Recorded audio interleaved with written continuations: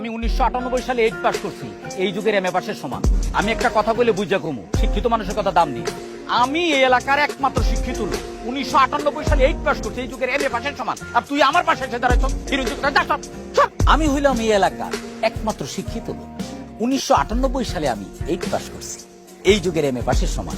আপনারা কিন্তু আমারে বাদ দিয়েও বুঝলেন। কি হয়েছে বল্টু ভাই, এই হাসপাতালে সবচেয়ে ডাক্তার ভাগ গ্রামের মানুষের কিডনি কুন্ডি লইয়া টাকা না দিয়ে চলে গেছে গা। আপনি আপনার টাকা পাইছেন? আরে বেটা, আমি তো একজন শিক্ষিত লোক, আমি তো তোর মতো মূর্খ অশিক্ষিত না। বলতো এই কাকা, তুমি কি হাসা হাসা 10 লাখ টাকা পাইছো তো? এই যে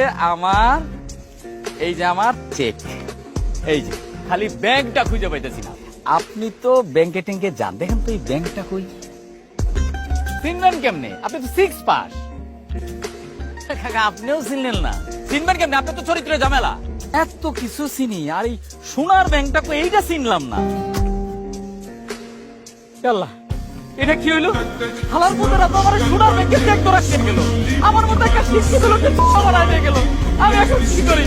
আমার কিডনিও নিয়ে গেল, আমার টাকাও দিল না। আমার Traveling outside, traveling outside. You just want to step, step in the guy, yeah. Walk the back, set, the beat in my head like that.